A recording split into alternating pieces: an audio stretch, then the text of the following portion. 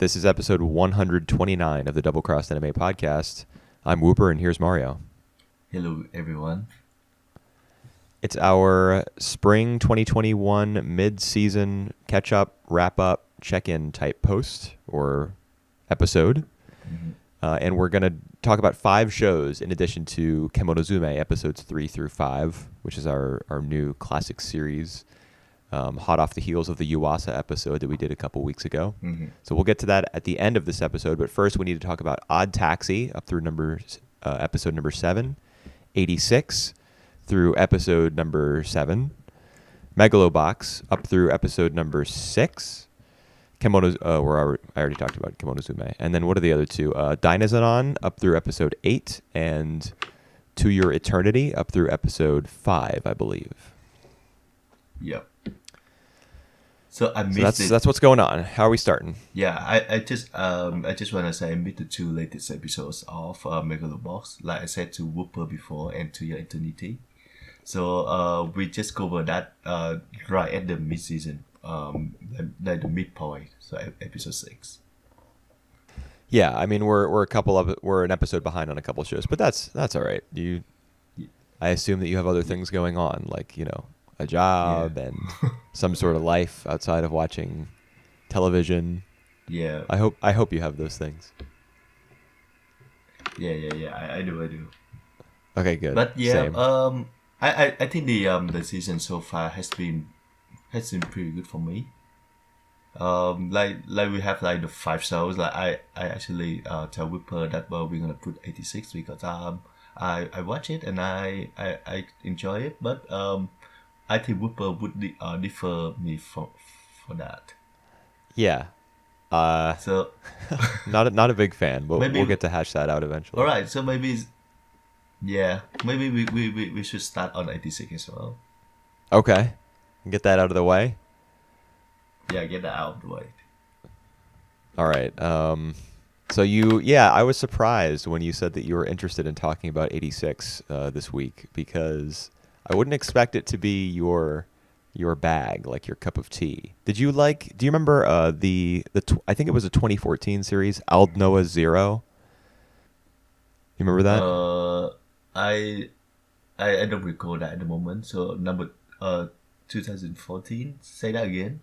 Yeah, it was called Aldnoah Zero, and there was like a dual protagonist type of structure where Slain was the main character of like the people from Mars, and then I can't remember the name of the hero from Earth, but they were on opposite sides of a conflict, and there were mechs that could like phase through stuff. It was a big space battle type thing. You remember this at all? All right. Anyway, the reason I brought it up in the first place was because 86 kind of reminds me of Aldnoah Zero. It's a very big, dumb war drama. Only in 86, like the war is the details are few and far between. We hardly know anything about this war. Yep. At least I haven't gleaned very much detail about it. Mm-hmm, mm-hmm. So where would you say the appeal is in this show for you? For me, what I like about this show is like they have a lot of conversation between the two sides, and we can see like the two side thing. I am always surprised by the episode I watch, like how fast everything goes. Like how fast I get to the end of that episode, and I like that. That's always a good feeling. Well, sort of. Yeah, that. I mean, it makes the wait for next week more painful, but if it goes by quickly, you know that you're, enjoying yourself, or you're at least involved in what's happening. Yeah. I feel that as well. I don't feel the characters are particularly well written, especially Lena. I think she's Lena lame sucks. for now. But in the context of this story, I think she works. Her role still work. So I see. I'm okay with following them. And okay, so what is it? Go ahead. I just feel like it's not about the twist. You know, like only we should know that only people from the 86 they are being regarded as, you know, like as the prisoners. They don't regard it as human being at all. So, you know, like it doesn't matter if they die, and we get that from the very you know, like first episodes, and you know, like by episode 7 that doesn't really change. They just fight because, you know, like it's survival, it's their survival. uh, Yeah. and I just feel like it sometimes it can go a bit heavy handed, but most of Yeah. the time I think it's tactful about that. Tactful. Oh, Yeah. I think tactful is of every single word in the dictionary. I think tactful is the very last one that I would apply to this show. The absolute last. All right. Yeah. Tactful. What is We can discuss tactful more, about it? but I feel like it approach the theme about, you know, like in uh unequal inequality and all sort of thing. I just feel that it you know, like it tackle it, you know, in the right manners. So that's what I mean by Nah. tactful. Nah. No way. In the All right, right tell me your manner? feeling about that. Definitely not. Okay. So episode 1 of 86, we, you know, we're introduced to Lena in, Yep. you know, her society where everyone looks the same because they're all the same race, Alba. They have the white hair or bluish hair. We learn that she's a military officer, and she goes to the military headquarters, and in the lobby of this building, in the lobby, Yep. there are like a bunch of racist assholes getting drunk and calling out to her and being like, yeah, you like those human swine, those scumbags, those disgusting subhuman 86, don't you, you bitch? That happens in like the Yeah, first 10 I minutes of do the first remember that scene. episode. That's setting the stage. Like if that's happening so early on in the series, we're still at the table setting, you know, portion of the show at this point. And that's what we're getting. That's the messaging that's being given to us. It's bad, man. The screaming that goes on at the end of episode 3 when the blonde-haired 86 kid is like, you're just trying to appease yourself and make yourself feel better by taking an interest in us, and that's all for your self-gratification. You know, that's I think that's the scene where a lot of people who are watching this show like kind of sat up and paid attention, and they're like, oh, there's some serious social commentary being offered here. But this is the issue that I have with that scene. It's a criticism of like the white savior idea, like that people from other races are Yep. kind of like they need to be saved, or they need to be like given guidance, or they need to fall underneath the leadership of an American or a European or someone of the Stranger. quote unquote chosen race, you know. Yep. So this blonde haired 86 kid is like calling Lena out for that sort of attitude. But the problem is Yep. this show, in the way that it Heavy-handed. is constructed, is a white savior story. Lena is the main character from the master race who is taking an interest in the quote unquote savages, the 86. And no amount of yelling at her for that is going to change the fact that that's what 86 is. So the show is trying to have its cake and eat it too. And that doesn't sit right with me. All right. That sucks. All right. All right. I would make a different opinion on that. I do see your point, and I do see that, you know, like this is at heart still a white saviors stuff that you just talking about, It just in order to to really connect with these 86 people, she had to be like put on the test, put on their shoes, and she haven't really done that. And I think the show and like the two side acknowledge that as well. So she had never been she will never be the same as them as long as she like doesn't fight in the same battlefield with them. So I Right. think the show did acknowledge that as well. I think that's the approach, the right approach that they take. Because she can never really like she just doing her best to save them from her side, and so far she hasn't done anything at all Right. to help them. Yeah, she's done nothing. So it is still a critic to the white savior that you said, Uh, at least so far. no, because I mean, what is the show really saying? Like, Lena is she's in. I assume that eventually It's she she have will good. go to Oh, the battlefield. Like, this is a two core series, so I assume that as we move along, she'll eventually go and see the destruction for herself. Especially since, as of episode 7, she's learned that the Spearhead Squadron that she's in charge of it's just like, I don't know. It's a death camp. it just a suicide squad. Yeah. Yeah, that's where they put people who have lived too long, and the Yeah. entire war that this society is waging is basically just an extermination project. Hmm. But even in this most recent episode, the episode 7, near the end, when the second in command guy of the 86, not the Undertaker, but kind of the Yep. spiky haired guy, you know who I'm talking about? Hmm. Hmm. There's he has a bunch of dialogue where he's talking about to Lena. He's saying, "Oh, we know that not all of the Alba are racist, and I mean, some of the 86 are racist as well against people with different skin colors, and every And they keep there's just talking about kind the of a white pigs.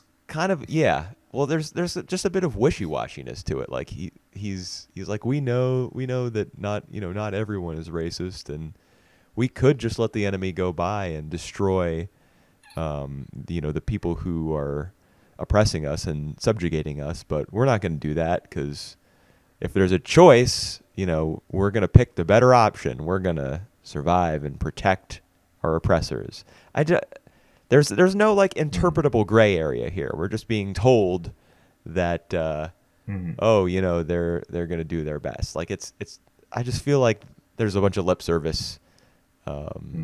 Hmm. being given to the audience, and it's hard to take any of this seriously as well when the backdrop is like there's a bunch of scenes where the 86 are just having like a great time, Yep. like Yep. chilling in the Yep. river, and you know the guys are like spying on the girls, and one of them got seen, so now it's like boys versus girls at the pool, splashing and hilariously like throwing knives at each other for peeping on their bathing or whatever it was they were doing, and gossiping about their crushes while having a picnic underneath the cherry blossoms. That was in episode 6. Like, what the fuck is going on?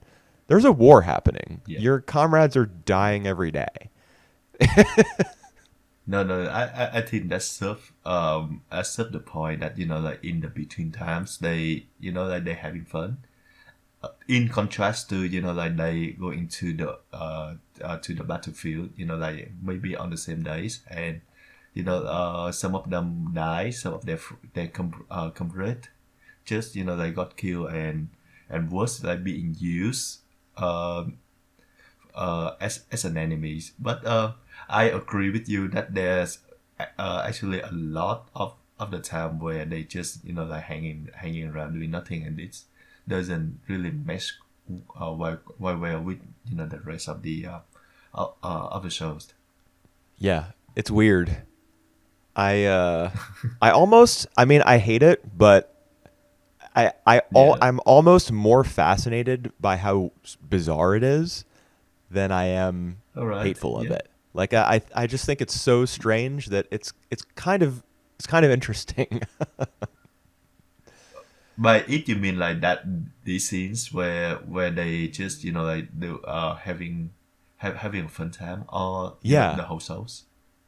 No, no, just those scenes. And also Lena's scenes where she like blushes and freaks out It uncontrollably when just talking to Shin on the radio. yeah, it just come out of nowhere. It just it's just so fan service Yeah. on these It's series. pretty bad. It's really bad. It's really bad. I agree with you on that. How do you take off the Undertaker guy and his brothers, his relationship with the brother? I don't know. I mean, honestly, I don't really know. I don't really care that much about any of the characters. I don't care about him or his brother or anything like that. Mm-hmm. I what I don't Yeah. understand is the scar around his neck and how that's related to his Mm-hmm. brother. Because we see his brother like strangle him in a flashback or in a Yep. memory, Yep.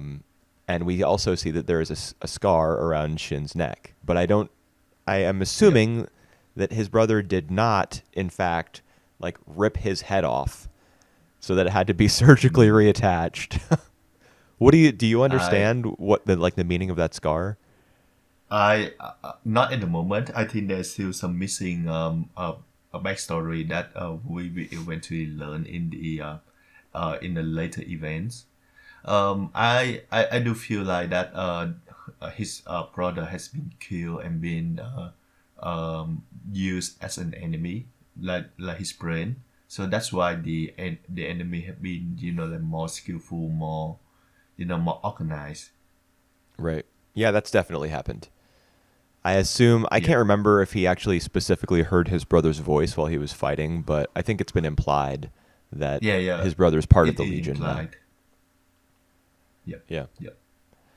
I don't And like the connection that Lena had with the older brother. How he saved her in the middle of a war zone. mhm, I did nothing for me because yep. I just don't think that Lena is capable of carrying. I mean, she has to carry half the show because most episodes are You're right. structured like half with Yep, her, and then the other half is with the yep. 86. I like that as well. And I like the dual perspective there. but she can't do it, man. This that's having to carry 11 minutes by herself is too much of a burden for her tiny little shoulders and chicken legs. She can't she can't do it. All The right. show has to resort to her acting like a really weird alien whenever it comes to anything romantic. Yep. And also, dude, do you remember episode 2 where she goes to the college lecture and like stands up in the middle of it and starts Yep. Yep. Yep. informing everyone of like the real history of this conflict and how the 86 are like the drones that they use are actually manned by the 86 and the government is lying to everyone. Yep. Yep. Yep. What the hell was that? It's just her characters. But it makes no sense. I mean, the place where they live is a utopia that is built on this secret, which Lena, a government official, is exposing. Surely, Hmm. like there are measures in place to stop people from doing this. If they speak out, they're probably like thrown in prison or killed. So their society wouldn't function if people were allowed to go around talking about this. You know, Yep. we're dealing with like some North Korea shit here. The well, I think the thing about that word is that like even if she raising her support to the 86, people don't really care because like for them the 86 is not a human being. So like you're talking more about the livestock of the animals than a real human being. It just give fully in the in the wrong ears. Like people don't really listen to that Right. to what she say.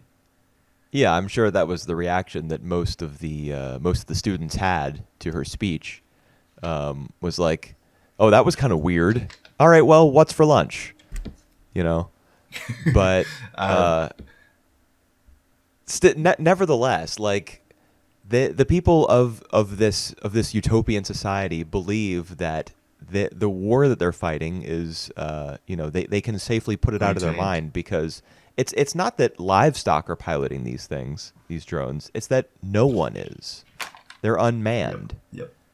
Yep. Yep. Yep. So Yep. Yep. Yep. Yep. if someone, anyone, it could be a random person on the street. It could be a government official. If somebody is saying, "Hey, the government is lying to you. Wake up. We're using human beings as meat shields," then that person would get disappeared. Yep. They Yep. would Especially get if they thrown in are an the underground general. prison. Yep. Yeah, it's Agreed. just And I can't one deal with point it. I want to make is that the world, the scale of the world is different from the imperial perspective and the 86. And I think the show has like laid that out as well. That the imperial thing that the war's gonna end soon, like in 2 years. But Right. the reality of that of it is that they might lose the war because uh, the enemy had been like stronger. But the thing is, I don't really see like the scale of the war from the 86 as well, because we see the fight, we see the battle, we see someone dies. We don't really see the bigger pictures. I don't Yeah. feel that at all. Yeah. It's really like in terms of strategy, the only thing that we can glean about the strategy of this conflict is a few like radio transmissions from Lena's side about like, oh, be careful, zones 4 and 6 have, sniper turrets or something. We don't understand what their missions are, or if whether they're gaining or losing ground, or I mean those Yeah. details are probably buried in there somewhere, but they're not central to the story at all. Like you said earlier, it's mostly dialogue Agree. driven, and it's like driven by ideas, I Yep. suppose. Yep. On the whole, I don't. I mean, the reason I don't like the show is because I don't like the show's philosophy. I think it's I don't agree. I think it's chickening out. I think that Yep. it should be a much stronger condemnation. It should at the same time be subtler and be a stronger condemnation of discrimination and inequality. Because if in your first episode you're having all these drunk bigots shoot their mouths off, then that is not a credible threat. As a viewer, you see that and you write that off as a person who doesn't exist in the real world. There are people like that in the real world, but you're not gonna be engaged by that sort of presentation. We need, Yep. the Well, discrimination needs to be a lot more like, I don't know, calculated, tactful. not not tactful, but like calculated and sinister. There needs to be somebody competent at the top who's oppressing the 86 and who is designing the society, laying it out to be this way. But we don't see that. Most of what we get is, oh man, racism is really bad and Lena's really good for not being a racist. And I don't like it. All right. Yeah, I'm still on board with like 80% of what this was saying. So yeah, I still be there watching it. I don't think you're gonna watch it anymore, do you? No, I'm gonna finish the first core and then just leave it alone after that. Right. Gotta keep up with it so I can tell everybody how much it sucks. Good use of my time. All right, cool. Let's move on to the other shows then. Sure. Which one are you feeling? No, up to you. Up to you. You pick the next one. All right, I have Megalo Box next on my Word doc here with my notes. So All right. Megalo Let's do Box that. 2 through 6. 2 to So this 6. episodes 1 to 4 were basically the prologue to this Yep. second season, it Yep. seems.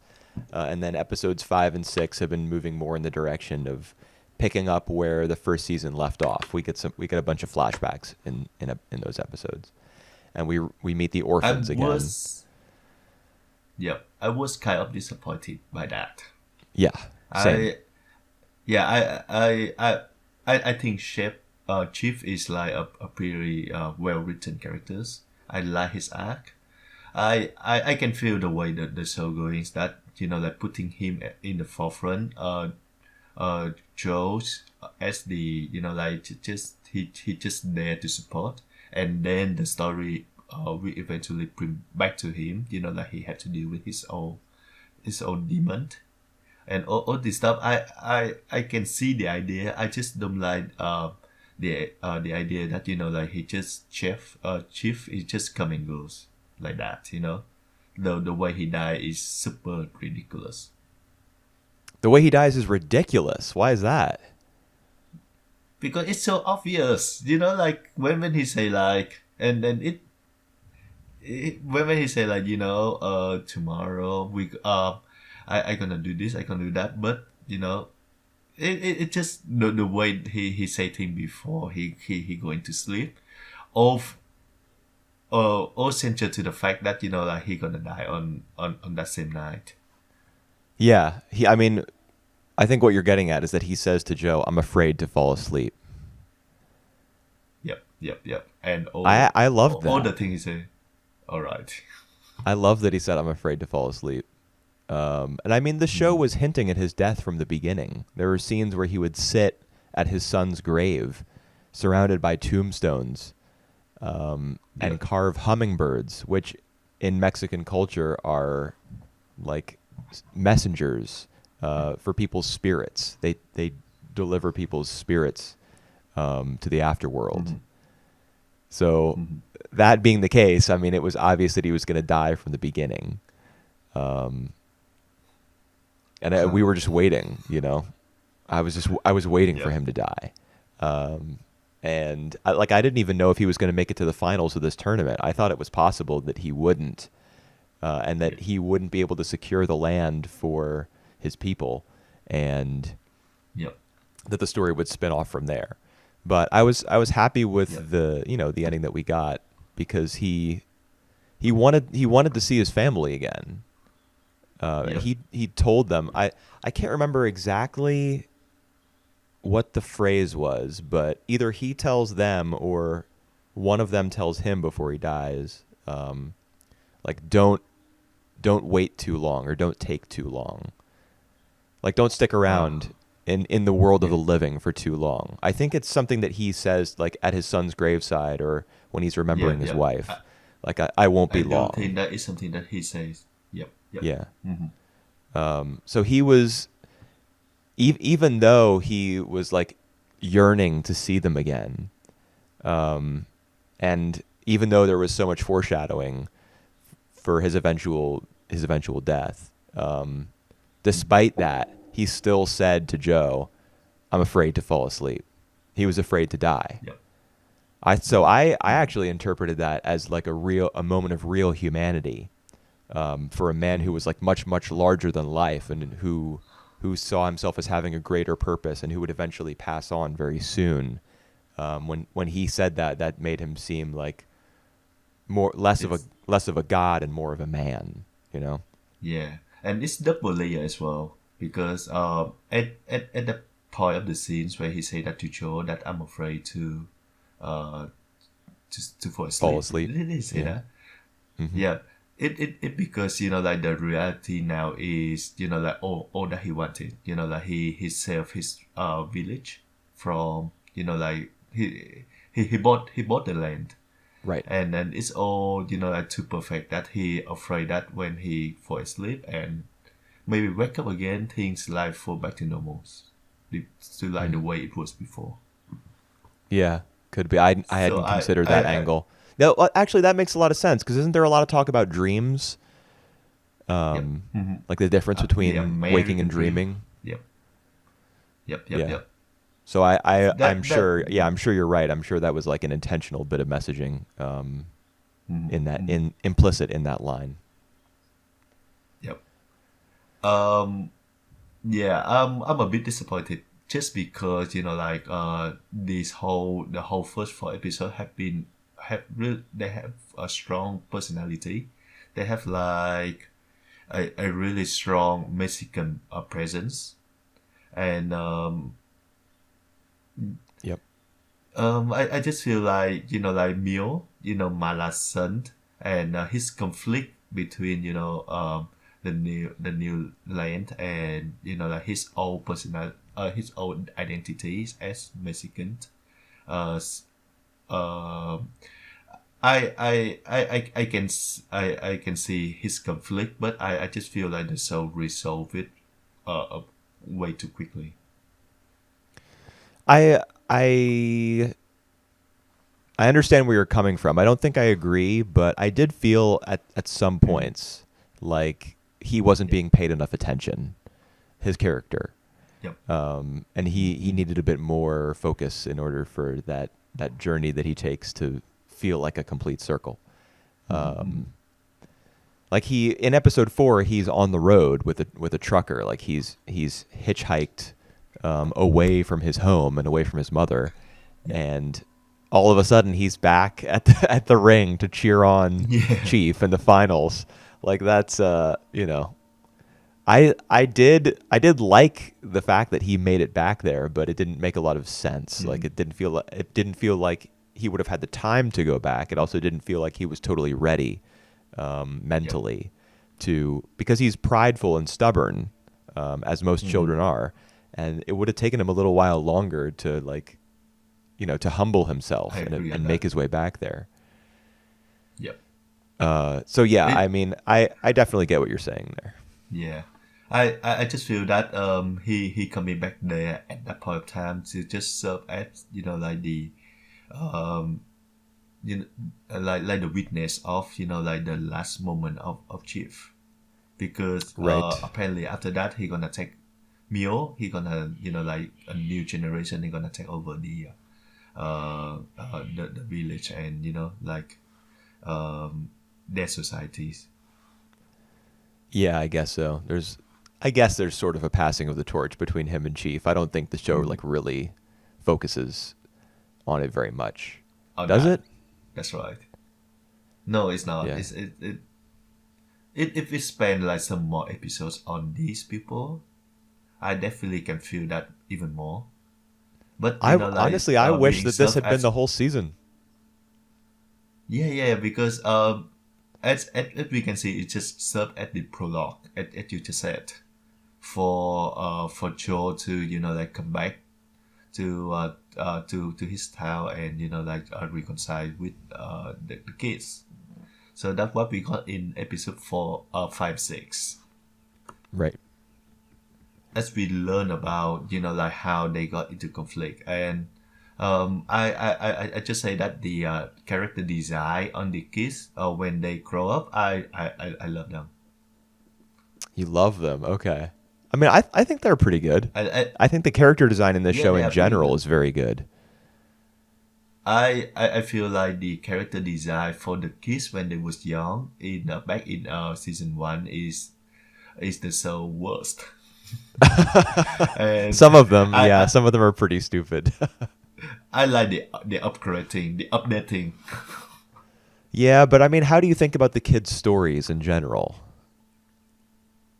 I Like especially I Sachio, the fact that Sachio is now a megalo boxer. Does that make yeah. any sense to you? I think it makes sense. I think he want to be in Cho's shoes. He want to replay Cho, so he doing that. So it kind of makes sense to me. He just Oh, I hadn't not I hadn't talented thought at all about in that. that.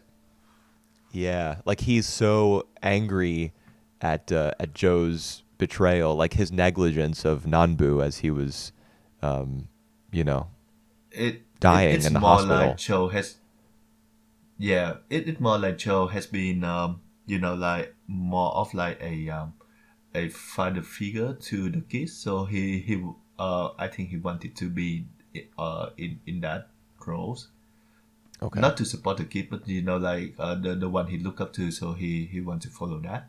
I think Oh it no. also a sense of a sense of because like the last thing he talked to Joe is that never come back again. So it kind of he feeling you as well over that, angry and Right. guilt at the same time. I don't think that he wants to follow in Joe's footsteps because he was a role model or a father figure or anything like that. I think, and this is a thought I had just now because of what you said earlier. I think that Yeah. maybe the reason he became a megaloboxer is because he's so angry at Joe that he wants to like replace him so that there's no place for him anymore. Like make it so that Joe can never That come back that because makes sense. Sachio has taken his role and Joe has nothing like there's no reason Yep, to return. that makes Um, sense. yeah, I mean I don't know though if that's the I'm not sure that that much thought or like narrative design was put into Sachio becoming a megaloboxer. I don't know. It feels like in Because terms of what the show is doing with it, it feels a little undercooked.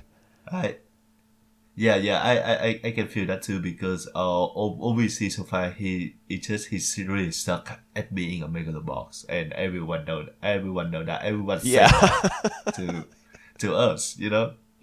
So yeah, he's certainly struggling, and I feel like all the kids, you know, their backstories and you know like how they become the person they are now. I I I I I feel that it's a great writing from the show. You Really? know, like I don't. they have their own life. They some of them are clearly being affected by the fact that Joe left them. I remember a guy who is a reporter. Don't remember his name now. He doesn't really hold a grudge against Joe, but you know different. Each of them they have like different kind of dynamic to Right. Joe and how they feel about that event. So I kind of like that. Yeah, it is nice that they're individualized, I suppose, and that they aren't a gang of four who just follow Joe around like a Yep. lost puppy. Mm-hmm. They Mm-hmm. each have their own relationships to him, their own thoughts about him. But Yep. the thing is, I'm not really interested in their relationship to Joe. I'm interested in Joe's relationship to Nanbu, the coach who died Mm-hmm. in the hospital. And Yep. I feel as though all the catching up with what happened with the kids over the last 7 years got in the way of the Mm-hmm. relationship Mm-hmm. between Joe and Mm-hmm. Nanbu and how it degraded over time. Because Joe was afraid to Yep. go to the Mm-hmm. hospital and see Nanbu in his weakened state. He didn't want to see Yep. his trainer, his coach, and a man who was in some ways probably like his father. Mm-hmm. He Mm-hmm. didn't want to see him looking so weak and so frail and so close to death. Yep. But I mean that Yep. just that concept is pretty strong. But you need to follow it up. Like we Yep. need we need to see Joe grappling with that mentally and not just throwing himself completely into this match with Leo, which is what happens in episode Yep. 6. Like he loses the match, but it doesn't feel like it, we can't feel his connection to Nanbu weakening. We can't see the thread unspooling. At least I couldn't. I Um, I agree with you on that. Yeah, so because that was a like problem for me. in the first four episode, we see like how Joe's struggling and with the ghost of Nambu, and Right. so we can see that you know like his decision not to visit Nambu at his last his last days have like a scaring effect to Joe. But like in the actual flashback, we see little of that Yeah. of Joe and Nabu themselves. So I definitely agree with you on that. But maybe we can get more of that. I'm not sure from the flashback. I don't know, man. I mean, I know you haven't seen episode 7 yet, but given where it goes, it looks like the show's ready to head in a new direction. Move on. Yeah, I'm not Yep. sure how much more Nanbu stuff we're going to get. And that's pretty disappointing to me. Like, I thought the Right. first 4 episodes were really good, and Yeah. what It comes after it may. Yeah. okay. For me, like when I said it disappointing, it just you know like I'm expect a bit more from the show, but I still feel the show deliver is you know like all many of its qualities. It's still a pretty good show on my book. Yeah, I mean it's still pretty good, but by the time we get to the end and we've seen like 12 or 13 episodes, if those Hmm. four from the start are still the clear standouts and we Best. don't get a great conclusion, then It's that's a true. 1 Yep. out of 3 True. average. Yep. It's true. And even me, I don't I feel a bit nagging on the on the how the first act how the epilogue resolved, because somehow it's still a happy ending, and with a bit of tragic chef passed away, still a happy ending on my book, two happy ending. Oh, from you talking about the prologue, like it was too happy an ending Yep, even though yep, yep, Chief died. yep, yep. That's No, right. I think we don't It need more tragedy on you know top of like that. well, it's bring me back to the end of its season one. Like for all its setup, Joe will be the one who dying. Like it result into instead on the happy ending route, and I feel the same with the epilogue. Yeah, I mean, I know a lot of people didn't like that about the first season of Megalo Box, the happy ending. I was, you know, Okay with that. I didn't feel the same as a lot of other people who had watched. So Hmm. can't speak to Yep. that. Yeah, I Obviously, was a they bit just kept him disappointed with that. alive so they could do this second season. Yeah. There were Yeah. probably plans from it, At least we maybe got, even from the beginning. yeah. At least we got Chief and the ED. Yeah, bro. I mean, if the price we have to pay to get Chief is Joe living at the end of season one, then I'd say that's a fair trade. I'm down. Right, right, right. So what is the direction the show gonna take from there? Because Nope, you have watched the episodes, no seven, do you? spoilers. In fact, we first should All probably move right, instead of spoiling anything. We should probably move on to another show because we're 40 minutes in. We've only talked about two shows. all right. Dynazenon. Sure. Oh, I deleted the Dynazenon notes. Even okay, whatever. We're good. Can Um, you take it back? general thoughts. General thoughts on Yep. episodes 2 through 8. I I still this show is trying to dig a little deeper than the Creedman show.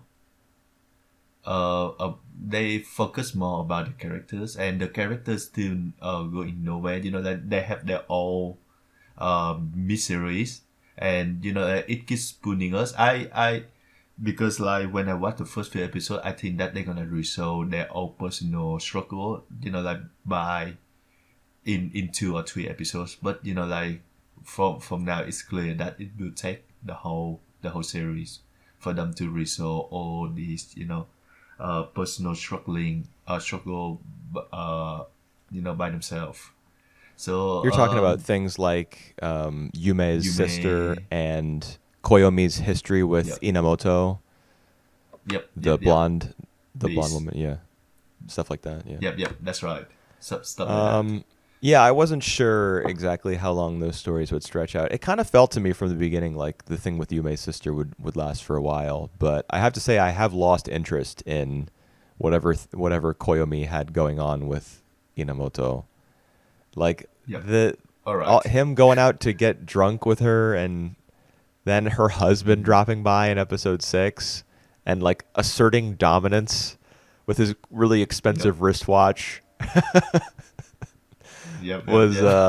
I felt that scene was very weird. It's kind of weird, but like coming from him, like he, uh, yeah, yeah, it kind of weird. I mean, it's I'm sure stuff like that happens in real life all the time. Like a a guy, like a single man, a bachelor, is getting friendly with a married Yep, woman, and then she wants to back off a little bit, so she invites her husband, and then he kind of shuts things down. Like that's such a normal plot for a tokusatsu spinoff. It just feels yep, like it's completely out of place in a show like this. yep, yep, Seems like it would belong in a soap opera or something. yep. But The And idea at was the that same they would time, it's introduce a character that he would be reluctant to save because he sees her husband that's right. like all beaten up in the wreckage after the beginning of episode 7. The fight is resolved when Grid Knight shows up. Yep. It's that was really really widespread like destruction, like on a citywide scale. Hmm. And even though we got that shot of like all the destroyed streets and the cars piled up and Inamoto's husband like hanging halfway out of like a backhoe or The something, truck. it still doesn't really feel like people the place that they're living acknowledges this chaos. Yeah. I agree with you on that. It still function more like a dream. We don't see much of the consequences. We see like the on the building fallings. We don't see like the people struggling in that. Like this is the only time that we see like someone, some innocent bystander got caught up in the fight, in the battle between Dynazenon and the kaiju. Right, Excuse me. but like in Gridman, everything was resetting every time. That was part of the mechanics Yep. of Akane's world. She had created Yep. mentally. This time, Not that's here. not happening. So, you know, But I mean, I don't know. Maybe I shouldn't even yeah, be talking about it. It's something you just have to accept. that's right. And even like the people in this world, they accept kaiju a little bit, to naturally. Like in episode 8, there is a incomplete kaijus that like swarming around making colors, and people just like taking pictures of that. They don't Yeah, see it as an enemy. that's true. In particular, at the very start of episode 8, like the way we're introduced to that kaiju is there's a couple kids, like a group of 3 kids or something, like making a Hmm. circle around it in the grass, and they're like, Yep. "Wow, look, it's a Yep. kaiju!" Like they know what to call Yep. it. So it seems as Yep. though Hmm. this term and the idea of kaiju, of giant monsters, that can even be little, like they're how it doesn't really make sense Yep. for the kids to identify this thing as a kaiju when it's so small, because the only kaiju they've ever seen have probably been the big ones. Yep. That's That just right. makes there's a lot that And doesn't make sense here. yeah, and they should be afraid of the kaiju, but no, like this is just like look like a pet to them. It's Right. just like a natural part of that world that they don't they just take it for granted, basically. Well, there's also the fact that most of the people occupying this world, which is also probably a digital world, given the resemblance to Akane's world, like there's a lot Mm-hmm. of locations that are only slightly different. Yep. So I don't know what that means exactly for the nature of this place. If it is Akane's Yep. world, or if it's a duplicate of it with slight edits, or what that means. I lost my train of thought. What was I talking about? All right. How do you take Oh, on the kaiju eugenesis? I don't even know how to spell that. eugenicists. Yep. Yeah, Yep. I remember my train of thought, but I'll put it off for now and see if I can remember it again later. The eugenicists. I think it's Cool. cool that there are 4 of them, Uh, but I don't know. Like why I they don't. are cool because they are 4 of them. Because it makes things a little bit more interesting. Like there's more potential for relationships to form between them. Not romantically, but Right. there's more chance for them to Right. play off of each other's personalities, as opposed to Yep. Akane being the villain in Gridman, who was just being manipulated by Alexis Carib the entire time. Yep. But I'm not sure about the direction that they're taking some of the eugenicists in. Like, what is the deal with the sudden like synchronicity between Mujina and Onija? Why does that matter? I don't know. I actually like at first when they got introduced, the 4 of them, I'm not really keen on the idea because it's just like the 4 characters that that's supposed to be the villains. But as the episodes goes by and all the four characters they had like different personality and they bounce off each other very well. I actually kind of get warm up into them now. So to your question, I think it's more to explore the because they have been uh riding the controlling the kaiju the big kaiju back in episodes 5 6. So Most of I them. think they kind of, yeah, they kind of like synchronize, so they kind of like come into mind, they kind of understand each other now. I like the idea. I don't think they do understand each other. I mean, I think that They Mujina and Onija understand each other now, but Shimizu clearly has his own idea. He doesn't care about destroying humanity. He just wants yeah. kaiju to exist. He wants to create a world where kaiju can, live and multiply and Yeah. thrive.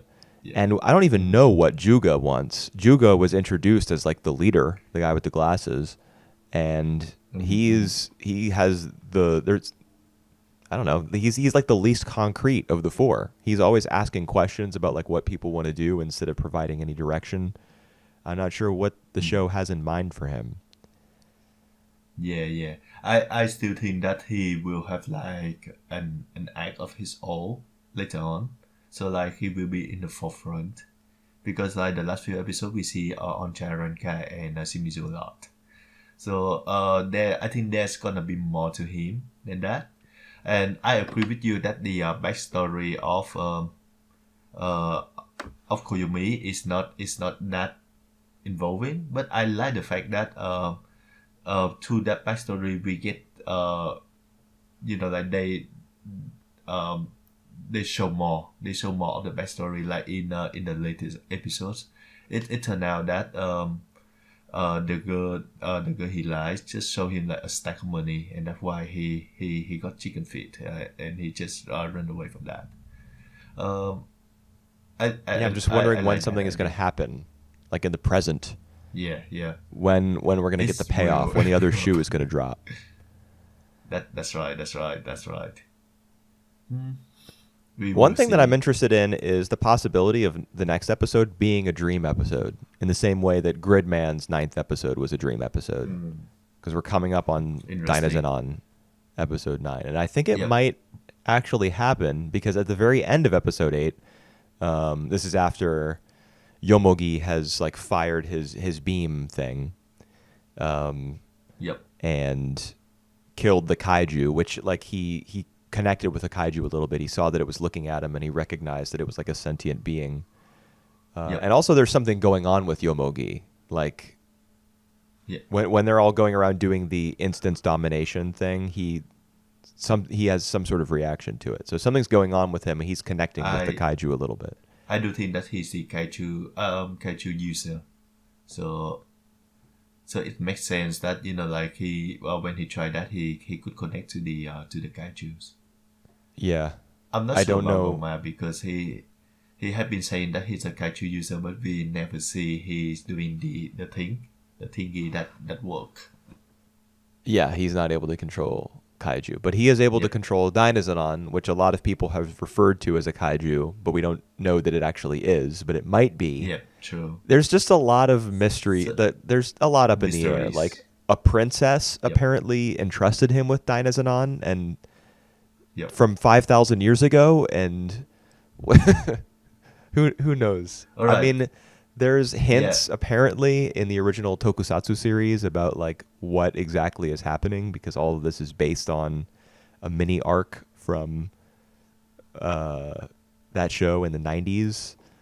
But I haven't Yep. looked too much into that because I don't want to know. I don't want I to be remember. spoiled. Is it you who watched the original live action series in the 1990s? I watched one episode of it, and it was so bad that it was Oh. hilarious. It was awful. The child actors were so terrible. The special effects were what you would expect from a low budget 90s children's television series. Yep. The music was just like made me want to gag. It was terrible Yep. and pretty amusing for how bad it was. All right. And we got the new aliens coming as well back in episode 7. And like I we talked together before the postcard. I don't really recognize them being, like the original characters from the original shows. Now I do remember Auntie.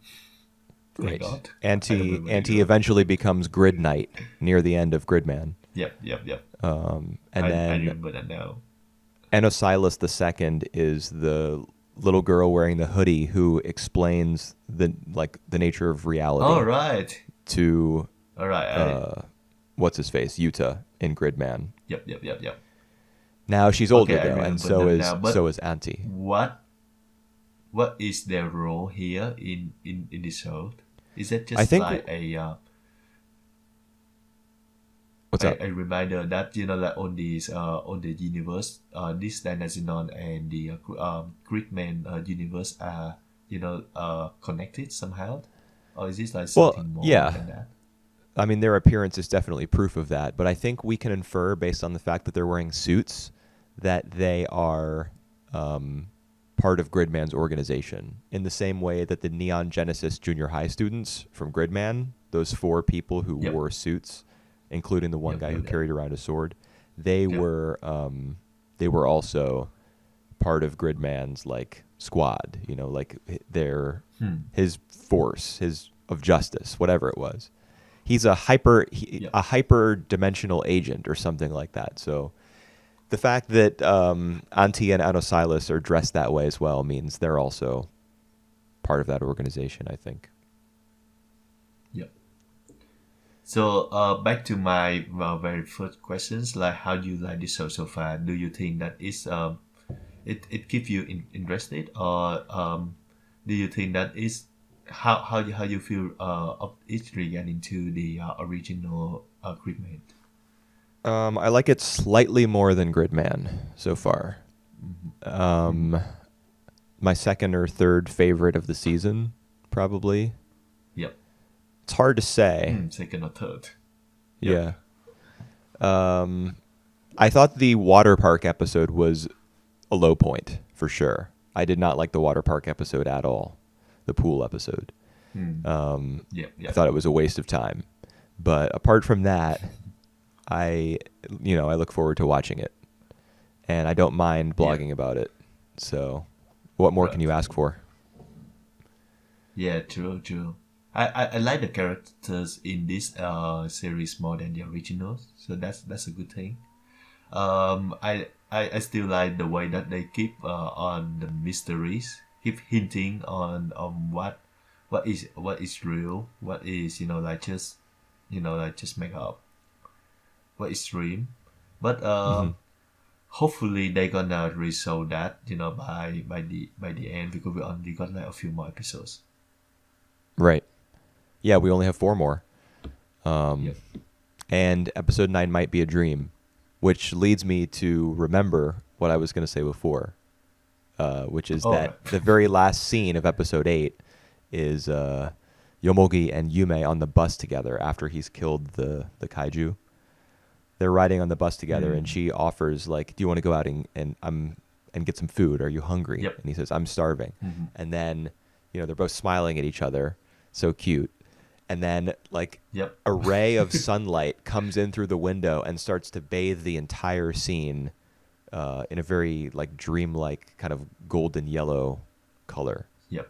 Yep. Which makes me think that might be like a directorial shorthand for, okay, we are now entering the dream portion of Dynazenon.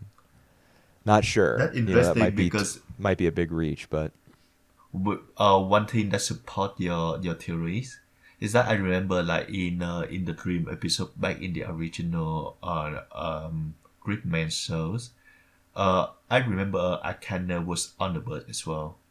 They are on the bus at some point. oh, And- yes. That's right. I do remember characters riding the bus a lot Yep, yep. in Gridman. I In wonder what the Gridman, symbolism there is. Why a bus? right. So, and it's like the same kind of burst and the same kind of like short composition as well.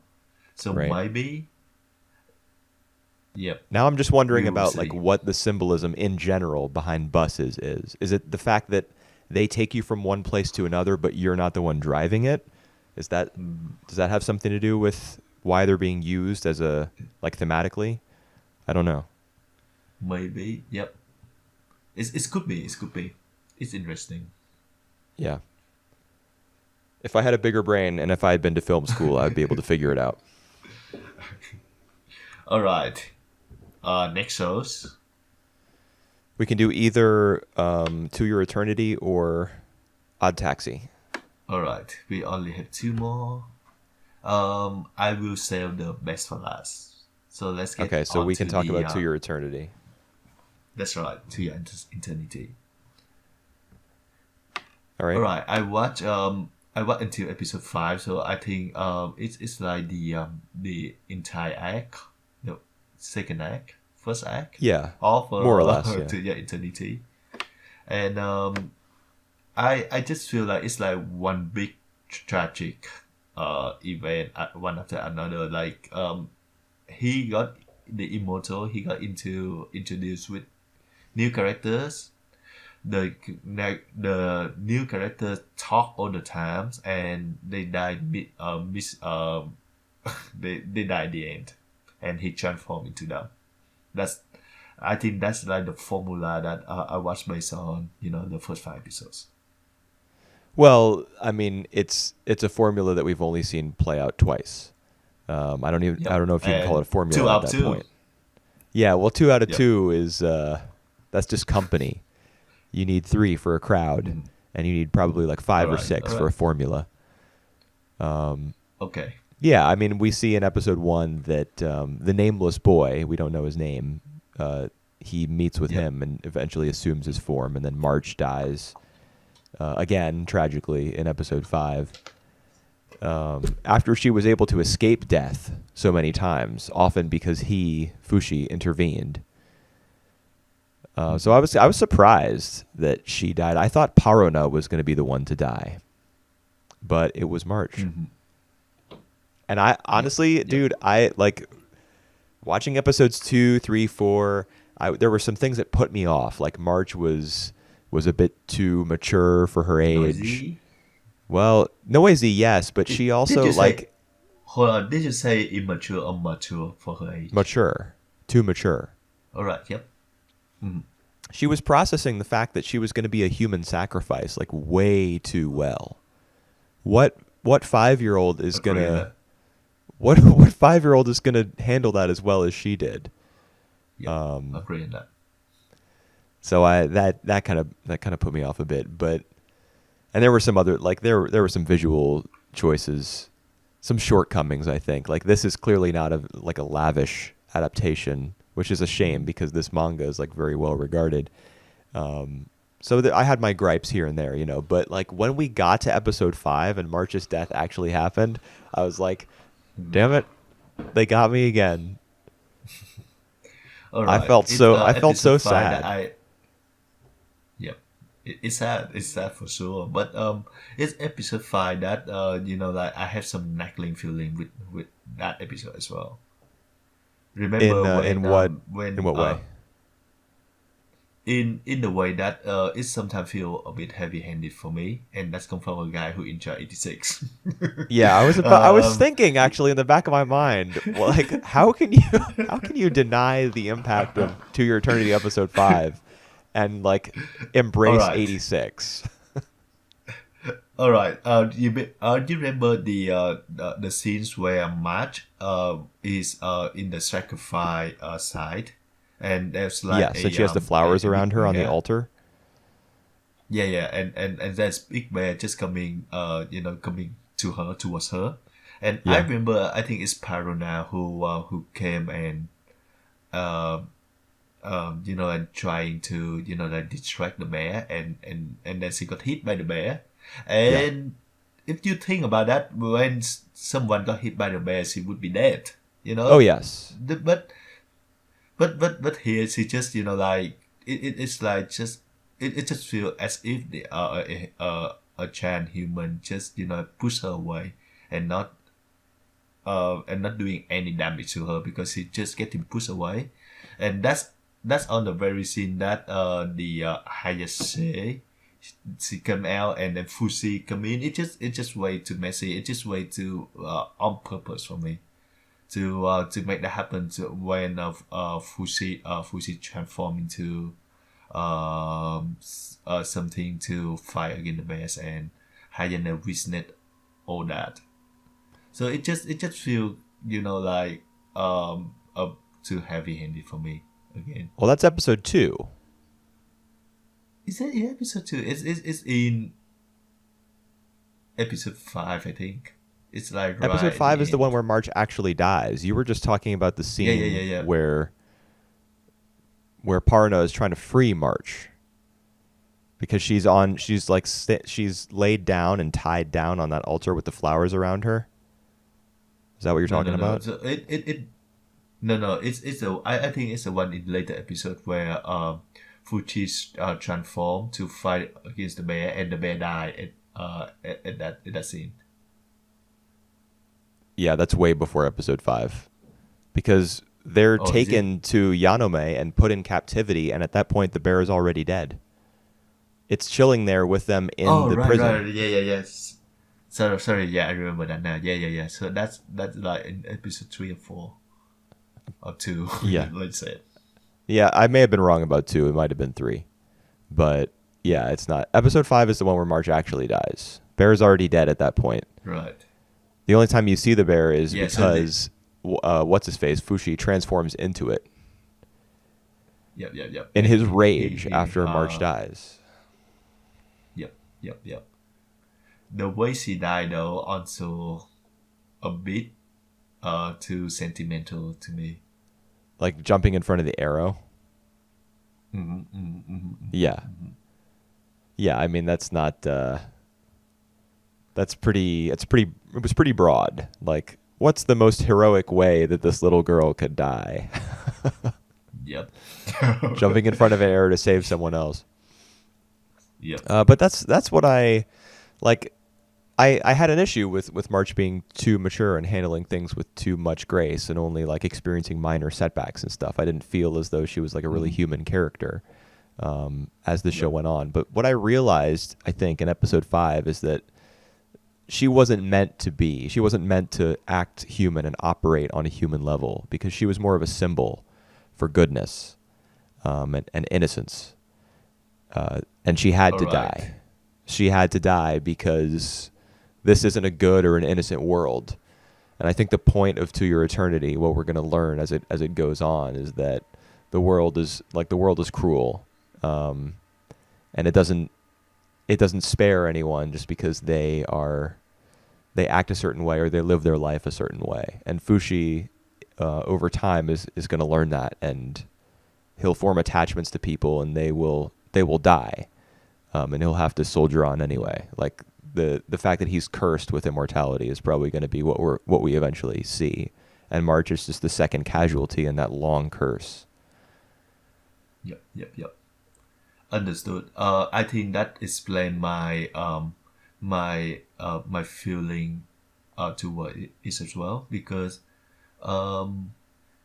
it's basically a story about how Fuji's meet people and then like learn from this and their emotion and become like more humane.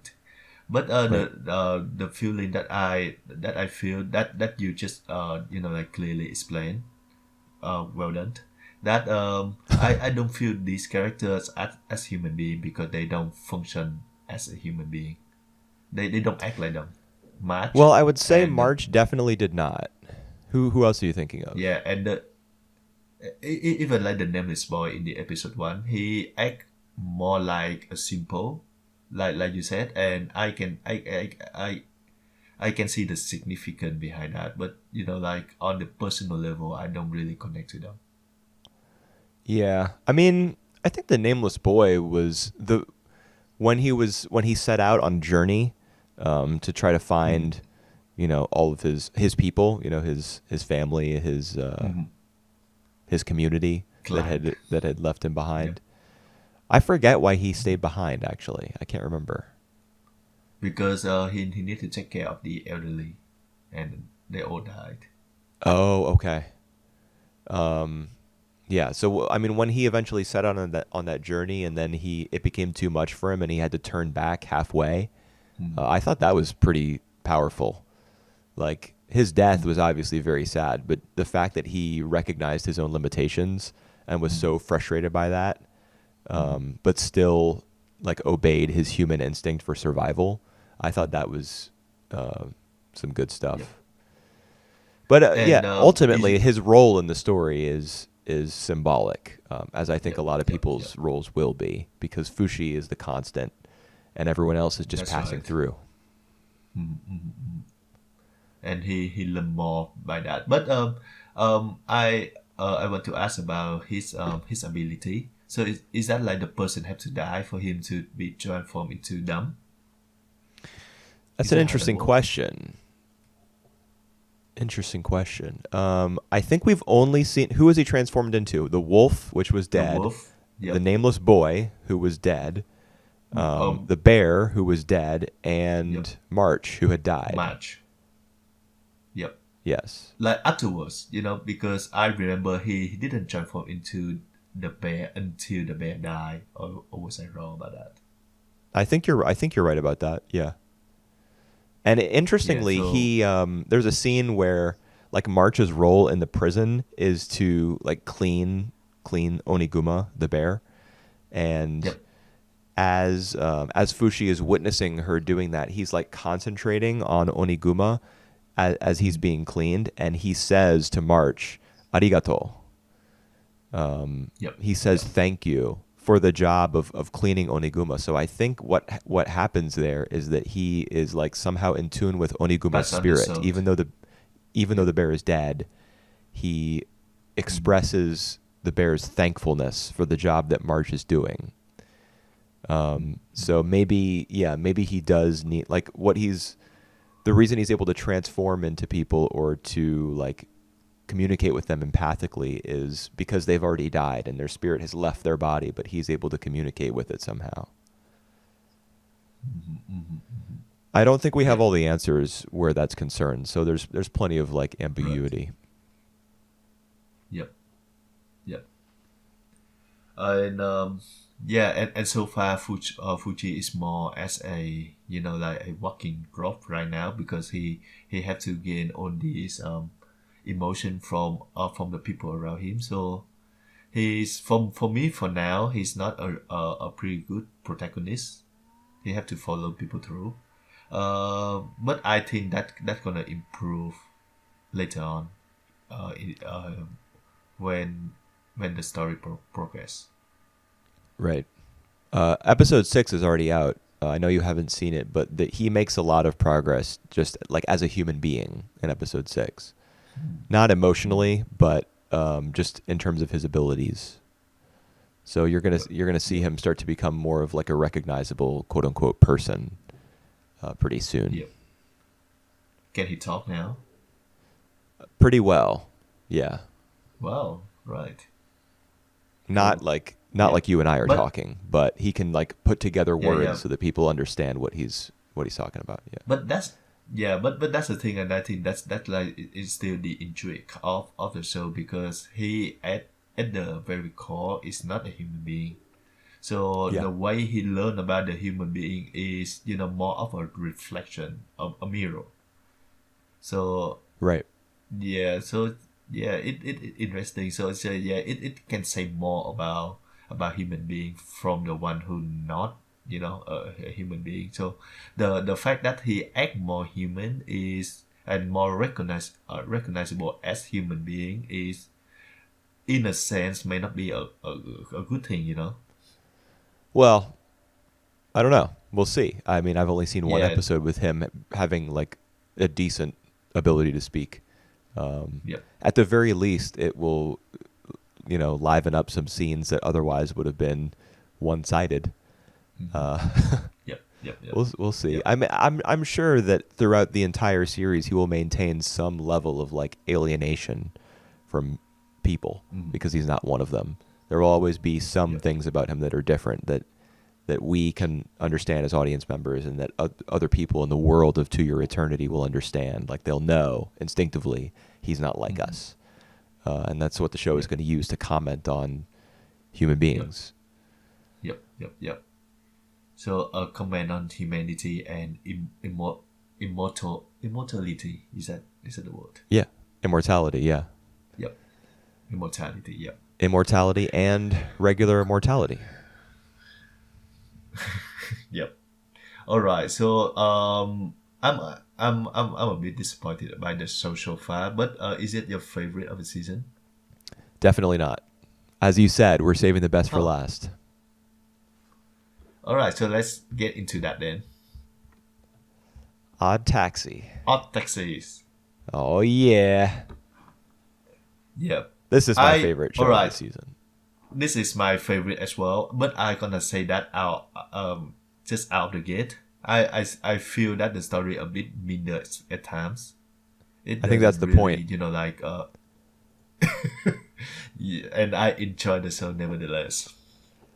I mean, I was all about the Odd Taxi Pulp Fiction comparison last time we spoke, and I think that has more or less panned out.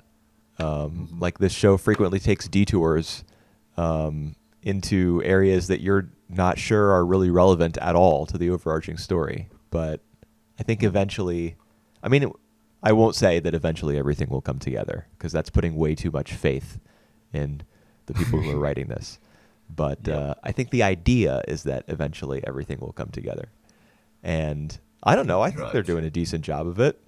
Like The Idols, episode 7, we learned that Yamamoto is running like some sort of weird catfishing extortion scheme.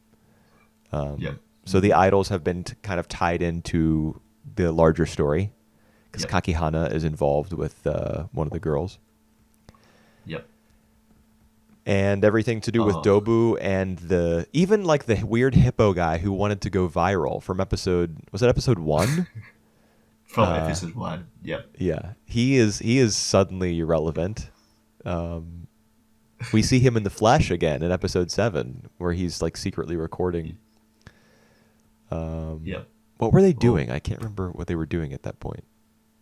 Yeah. He's secretly recording.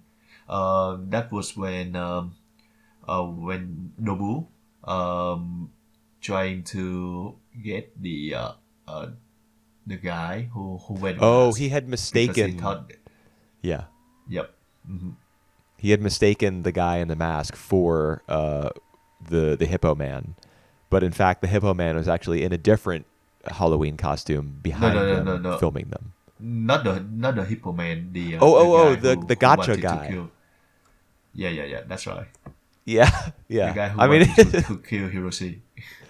Right. Yeah, I'm mistaking some plot threads for other plot threads because I mean you're right. It's we're just going all over the place with the story. Tangles.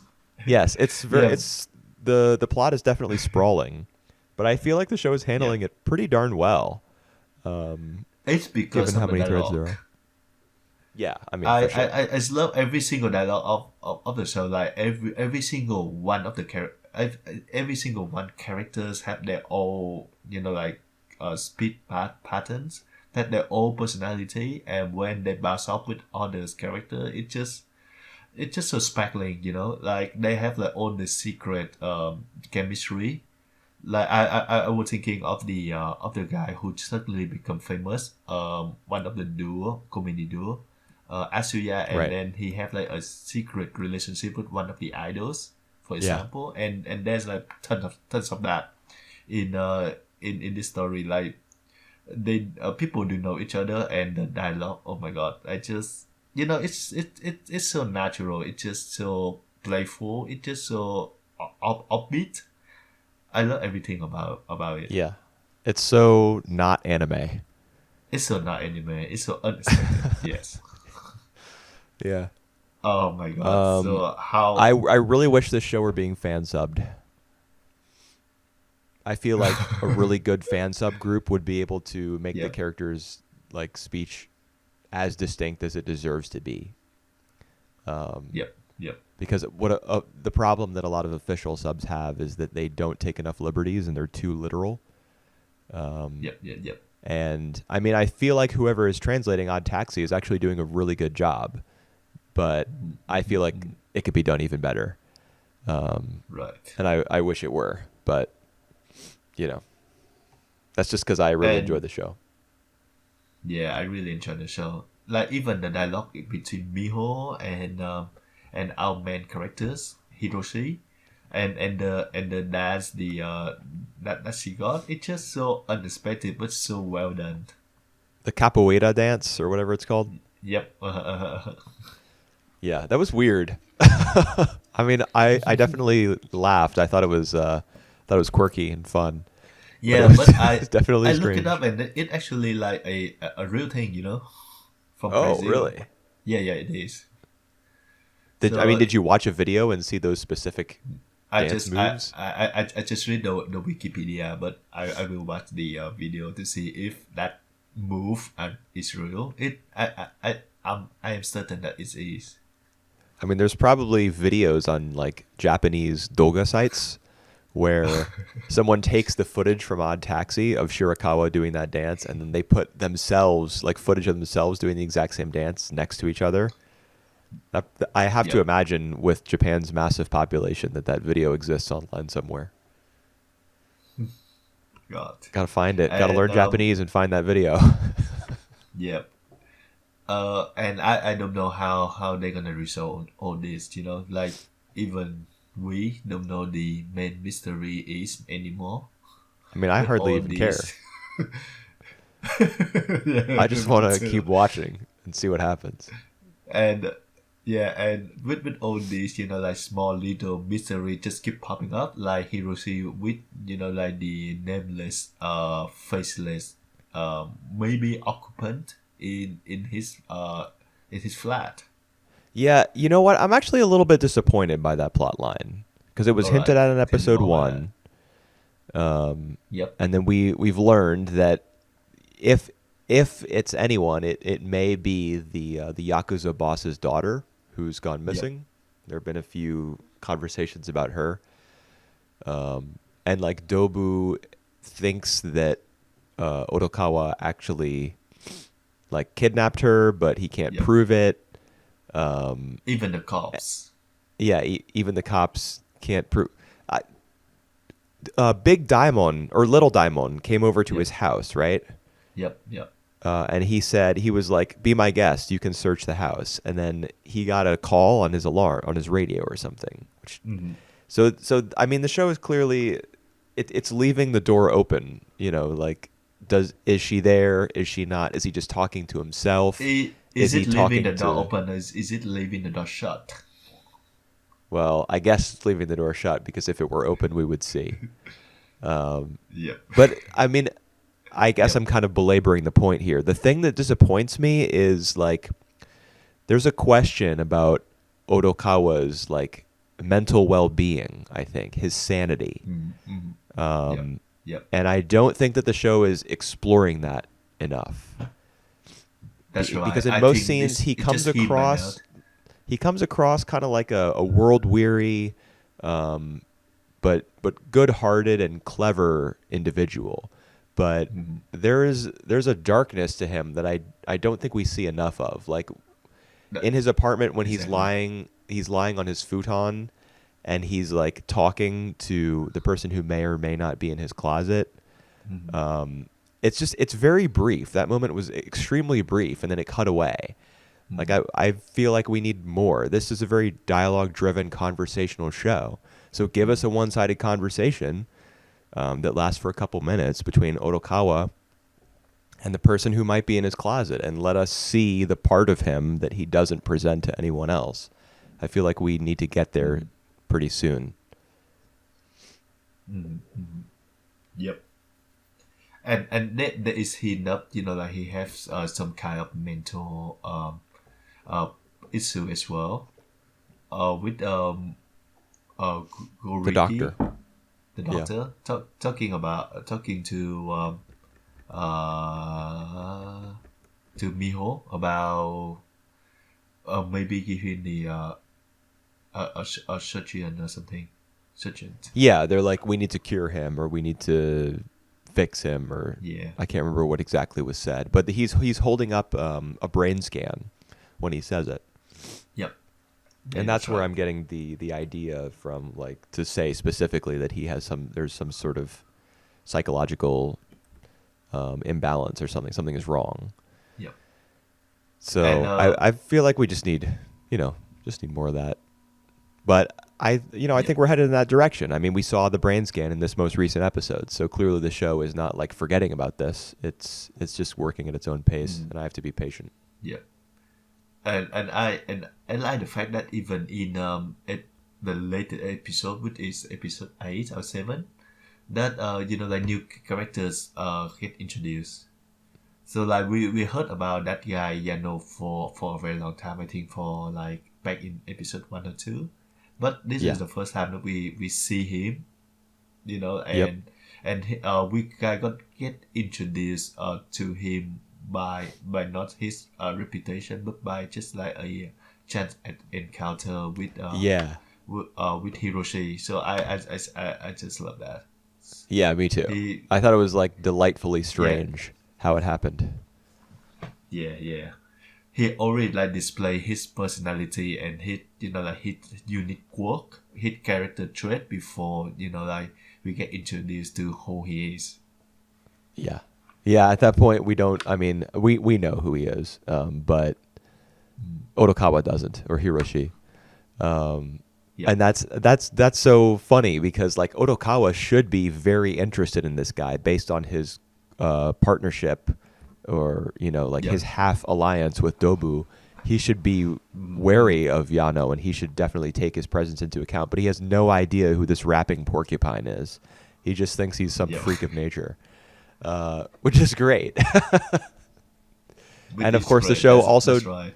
yeah, the show does a really good job of like not just giving him a one-off appearance, like a really wacky and colorful one-off appearance, but it also brings him back into the end of the episode and ties him into the extortion plot with Yamamoto and the Yep. idols, because that's one of the schemes that Yano is running, to get money for the Yakuza Yep. or whatever gang he's Yep. in. Yep. Yep. So good, great job on everything to do with Yano, Yep. both setting him up in the early episodes and then delivering in this one. Yep. That's right. Um, what is my favorite moment? Do you have a favorite moment out of the whole shows? I don't know that I do. All I right. don't. I don't know that I do. No. I What's have yours? two. I have two, and I already told you one. The dance, the couple something dance. Yeah. And the second one is from Eiji the monkey, when he overheard the boss talking about the taxi driver. Oh yes. I think that happened in episode 3. That Yeah. happened In in, this, in like the lobby of the that's sauna right. with the massage chairs or whatever. Yep. Yep. Yeah, that was that was pretty amusing, and the show did it like basically just for a laugh, because it didn't end up impacting the plot. Yep. I mean, they All could right. have gone One thing crazy with that. They could have made it so that they could have. Kakihana heard all, like he understood that conversation was meant for him, and he could have Yep. gone out and like searched for this girl and discovered something, and gotten mixed up in a whole plot and gotten into big trouble. Yep.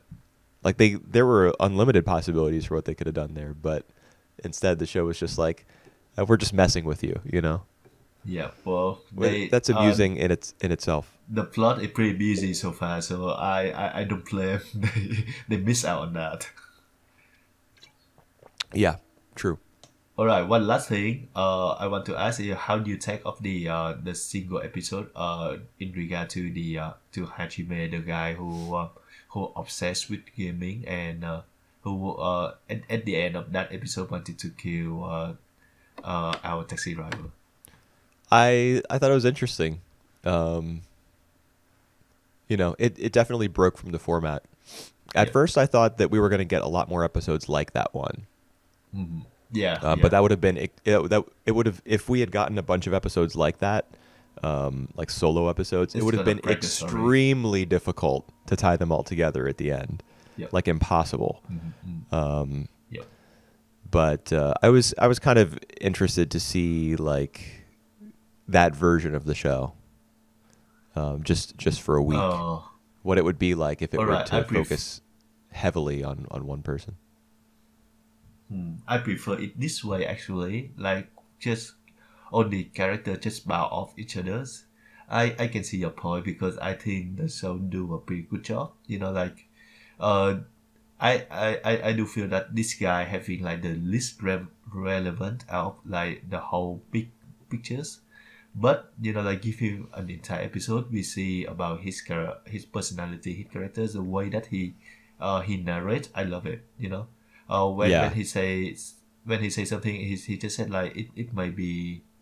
I don't remember the exact word that he said, but he said like it might be something. It's just not a big deal, but like the way he said it, we know that it is a big deal to him. yes. Yeah, you can tell So that the from the way he's talking, you can understand that he's like justifying his own behavior, and yep, he's yep, mentally yeah, like yeah. scrambling and trying to make sense of his own thought process, Yep, yep, and yep. present That's it right. as like something acceptable when in reality he's Mm. just he's sick. He's like ill. Yep. Mm. Yep. It's interesting. And I mean, And gotcha gaming, like mobile gaming transactions and stuff, are absolutely massive, and there are people like that who dedicate their mm, lives to it. And I guess that's yep, just a topic that the writer of Odd Taxi wanted to tackle, so he gave it an episode. yep. Why not? Uh, yeah, and it's just a very good way to get into the mind of these people, because he somehow still relatable, but like at the end, his decision is totally, like so far out. Yeah.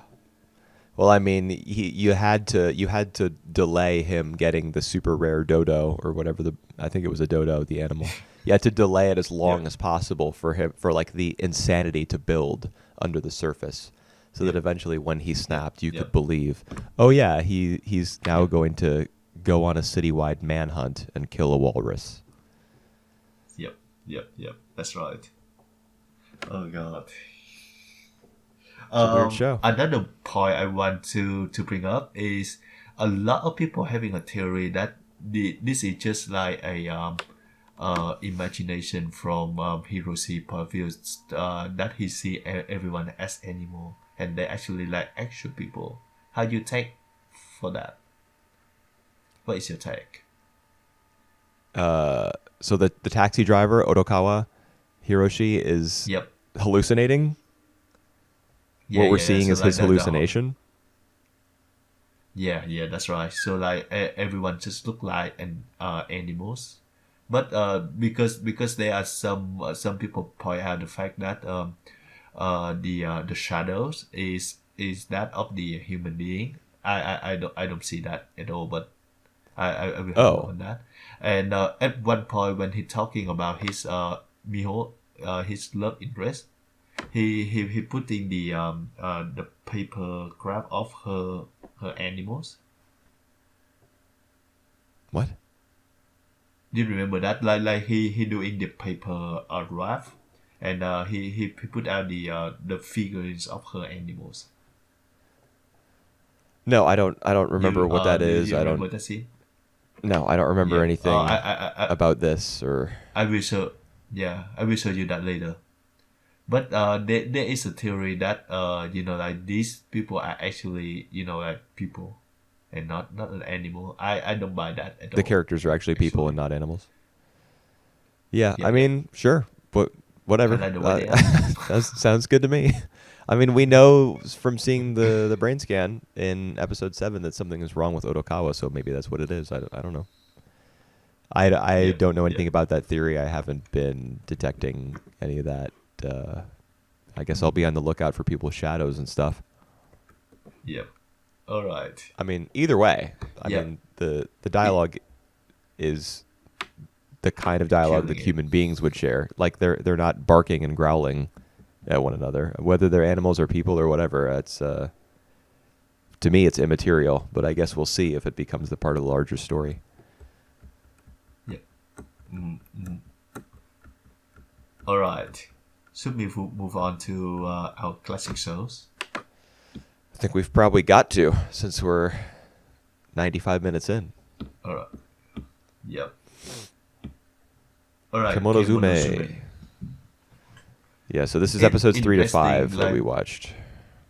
That's right. The 3 episodes, and I think the 3 episodes they share something in common.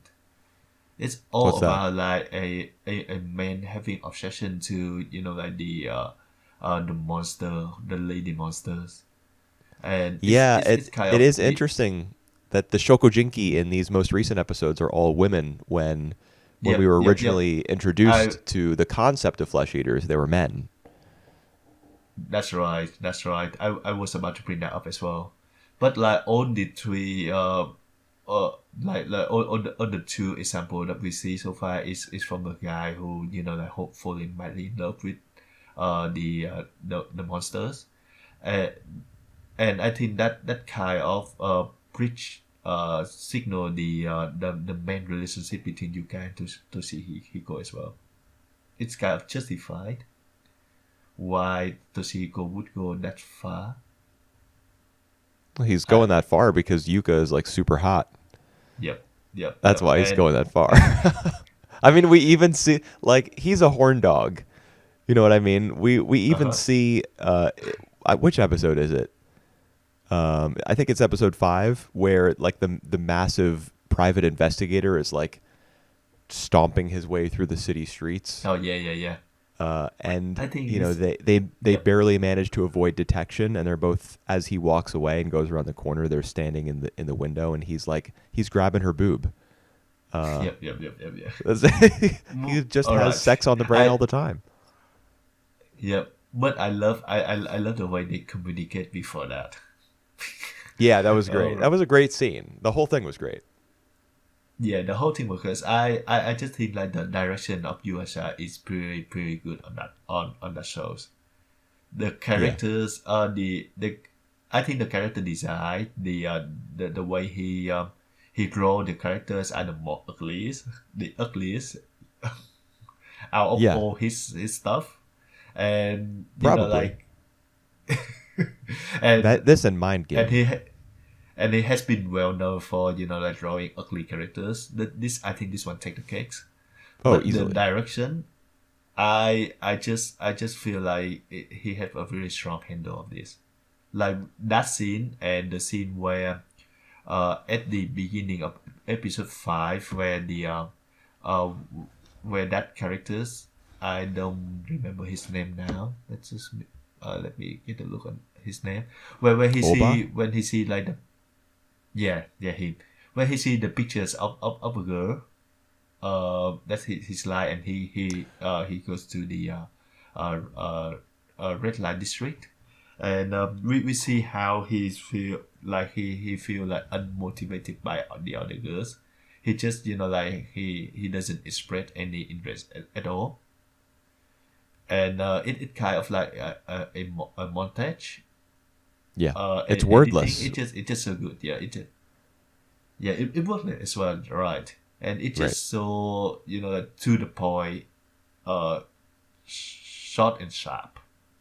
Yes.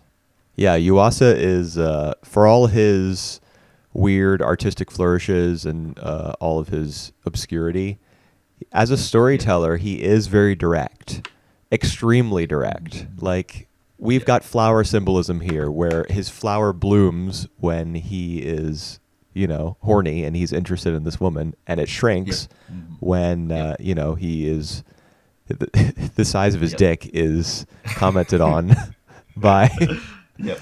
by sex workers. Um, it's very clear what's going on at any given point. Yep. Yep. Um, you know, and it that the flower metaphor extends to like, you know, his motivation in general. And it's fun, like, you know, it's clear, it's readable, it's humorous, and it does not get in the way of the drama that emerges later in the episode, when he betrays the Kifuken and takes the Yep. takes the girl away and is eventually devoured. The Yep. reveal of that is really interesting. Yep. Because it take back to like like the first the early scenes where they like make love and they like they hold in the intimate position. This one they kind of resemble that but without the body. So uh again a very strong direction from USL Yeah, as a visual and storytellers. I got the name wrong. When I said Oba, that's the old guy. With Umeda, the right? yes, Umeda is the guy who goes to the red light district. Oba is the Right, one who right. wants to take the Kifuken public. He's the Yeah. member of the original triumvirate of the three like strongest students of the Kifuken from episode 4, the Yep. flashback episode. He's the only one who's still alive. Yeah, he's the first one. Back in episode one, where you said like he had like a very strange expression when he see Yes. our main female characters Yuka. Yeah, Yuka. And now we know why, because he was acquainted Yeah, with now we Yuka's know. mother. Yep, yep, yep, yep. And it's another tale of love. And like you said, like all the monster have something to do with the arouse, with the sexuals and the I think they kind of kill the victim when they getting aroused or something along the line. And Yeah, when you get aroused, you transform. There's a link between the into the two. monster. And Yep, that's yep. why Toshihiko isn't able to have sex, because he would die. Yep, yep, Although yep, he's yep, trying to yep. work around it. He's got those handcuffs ready.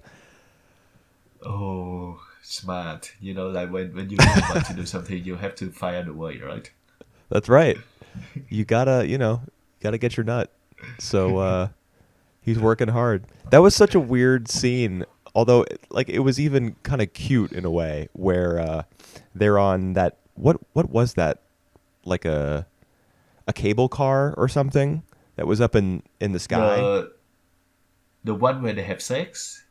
No, I'm talking about early in episode 5 when the two of them are discussing, like, under their voices in hushed tones, the fact that Right. they're not Yeah, able to yeah, make yeah. love. Uh, And like yeah, she's like, oh, it's not a question of desire because I want it too. We just can't do it because Yep. I'll transform. And then he's like, can't you just work a little harder? Can't you hold out? And then the kid who is sitting across from them in that little cable car is like, hold out. you can do it. Yeah. He's Oh like my God, encouraging this them because he sounds- doesn't know what the hell's going on. Yep. It was such a weird scene that was also kind of endearing. Yep. No, it is have a very low key comedy, and like the more we get into it, like wicked sense of humor. I think the more we got to enjoy the shows. Yeah, it's definitely trying to make you laugh. The monkey is funny. Yep. The Yep. you were talking earlier about the signaling, like the sign language or whatever. Yep. Toshihiko and Yuko were using to communicate during that scene where they were trying to stay hidden. That was really funny because they were signaling to each other, and each of them thought that they understood the other person, but in reality, there was a complete communication breakdown. Yep. Just in general, there's a lot of like farcical humor, I think, Yep. to this series. Yep, yep, yep. And that's not something you would expect from a show that is basically a drama with characters And horror. being Yeah, horror. Yeah, body horror for sure. Like characters being Yep. brutally murdered and like decapitated, and questions about like love versus lust and family versus, I don't know, romance, or and duty Uh, versus desire, and a Romance. bunch of those sorts of like thematic Yep. dichotomies. At the And same time, it's really we funny and also weird. get, yeah, that's right. And at the same time, we learn about the titular Kemonozume. So it's a technique where they combine the arms of the demons to become, like more powerful, and maybe losing their sense of humanity in the progress. So I do think that's gonna be the end game. Yeah, you have to assume since it's the Where title of the show. Yeah, and I do think that it fit to the context of the show. It is so about, like sexual, um, Just it sexuality in general. yeah, that's right. And it's about like become one. Like when you have sex, you feel that you become one with the other person, and this Right. the whole merging things is is is it's just an like an act of becoming one for me. Right. I mean, it may be that the only way that Toshihiko and Yuka can actually experience intimacy is through the Yep, Kemonozume technique. That may eventually happen. In that's fact, right. it's practically guaranteed. Yep. I do think that's gonna be the way as well. But yeah, and they just, like they gonna be fused together to be together forever. So that I think it makes sense, like thematically as well. Yeah. But But it's we talking. interesting because her mother and Yep. his father were fused together that way. They did the Kemonozume, Yep. Yep. and now the two of them are gonna. There's a somewhat incestuous vibe, a little bit. Yeah, somewhat, They're but not related by blood, it's a little but bit, but mm, I mean, I think yeah. playing around with the concept of incest is like in a show that deals very heavily in sexual themes. It's Yep. just one more way of commenting on that, I guess. Especially since in Japan, it's obviously still taboo, but you're allowed to have like a conversation about it, I suppose. Yep. I mean, incest shows up kind of sideways in a lot of media. I mean, think about Star Wars. Luke was in love with Leia, even though they were siblings. Hmm. It's just Yep. it's something like media, like movies and TV shows are like a pressure valve for those sorts of thoughts. Like people can put them into their work and then leave them there so they don't have to carry them into the real world. Yep. But I don't necessarily say that you can to see hero I incest love, because they are uh like they are not related by blood at all. Yeah, it's not they're not brother and sister. But Yep. the the series is it's certainly no accident that her mother and his father Hmm. were in Yep. love, Yep. and now they are too. Like in terms of the series, the design of the story. Yep.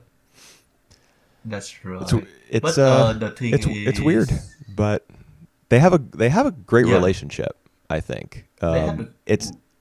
it's not the strongest, and like it's not the relationship that's like built to last, but they share a Yep. lot of sweet scenes together. I'm thinking in particular of the the walk in episode 3, when they go back to Yuka's hometown, and she's talking about her childhood friend who died because her blood was too thick. Yep. She was a flesh eater, and Mm-hmm. she died from Mm-hmm. medical complications. And she's obviously, Yep. like in a very negative space, thinking like dwelling on this. So Toshihiko, seeing this, recalls a childhood song that he used to Mm-hmm. sing because he's thinking about like the festival that's going on in this town, and he starts to Yep. think about a song that he sang as a child, and he sings it to her, and she starts to cheer up a little bit. It's very for all the weirdness of their relationship, there's also some sweetness and light to it. Yeah, that's right. And now I just getting all the fact together. So is that Toshihiko brothers Kazuma Yeah. is blood brothers of Yuka Um, because they come from the same mothers. I guess so. Yeah. Yeah. Yes. Kazuma In is Yuko's brother. I guess Yep. you would say half brother. Half brother and half brother of Toshihiko as well because they come from the same father, but not the same mother. Right. Yes. And Toshihiko and Yuka are step siblings. Yep. But they are not related by blood again.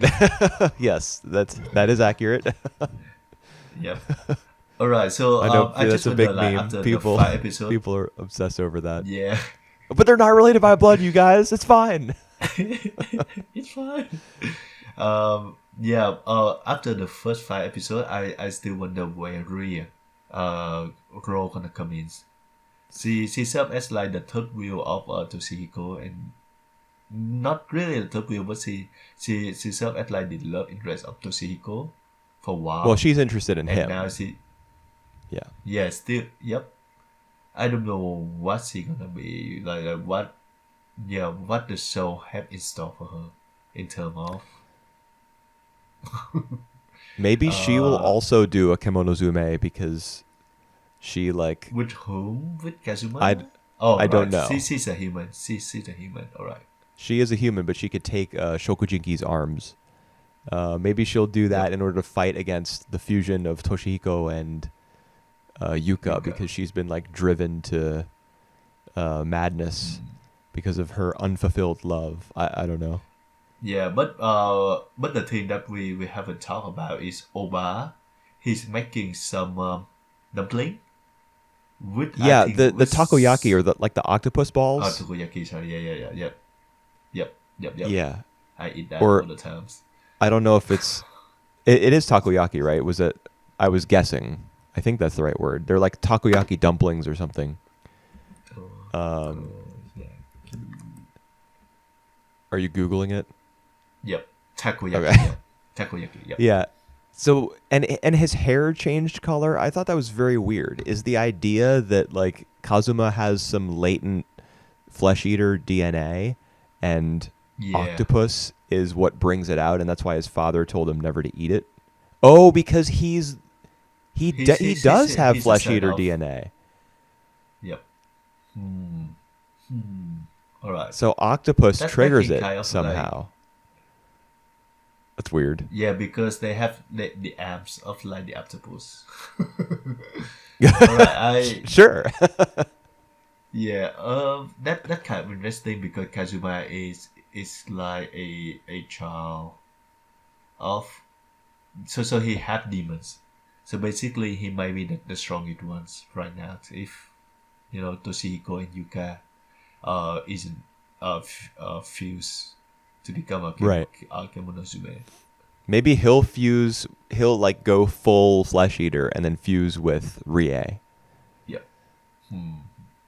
All right. I mean, they're the four main characters, and they have a complicated history that stretches back one generation, as we saw in episode 4, which was entirely a flashback, which I really enjoyed. Yeah, I imagine that it could end that way. The question is like, where does Oba factor into the end game? Because he's making some power moves right now. Yep.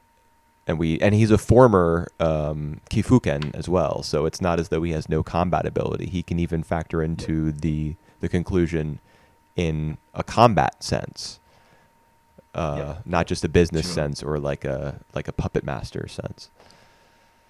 Yep. He's still a bit of a mystery. There's a lot of mysteries. There's a lot of weird shit happening as well, like people lot of that are the sex. size of buildings. Yes, a lot of sex too. There's giant people. There's monkeys. Yep. It's hard to know where exactly we're headed. We seem to have a general idea, but plenty of curveballs could be coming Yeah. down the road. I'm intrigued to see like how how they wrap up everything. Yeah. And it's a full 13 All episode right, cool. series, so we still have 8 more to go. Yep. All right, cool. So what are we going to do next postcard, Whooper? You and I blindly selected a year and a season Yeah. to sample 10 shows from. We're going to do another time capsule episode, same way we did for 2006, which I think was spring, Yep. maybe. And now we're doing spring 2004. So we got series like Samurai Champloo, Monster, Hinotori, and 7 others. Yep. Gonna watch the first episode of all those. Really looking forward to those. Yeah. Yeah, we will talk more about that later on. Yeah. I mean, we have our 10 shows selected. Yeah. And we'll watch them and we'll get a sense of what anime was like 17 years ago. That's right. The golden age of anime, maybe. I don't know. I don't know about that. I mean, I think a lot of people probably got into anime around that time, so to them it is like the peak, you know. Yep. And certainly there was some good stuff coming out, but there's always Yep. something good coming out. Just gotta dig around for it. So we back in 2 weeks for for more of good anime. Yeah, hopefully so. We'll see you then. All right, see ya.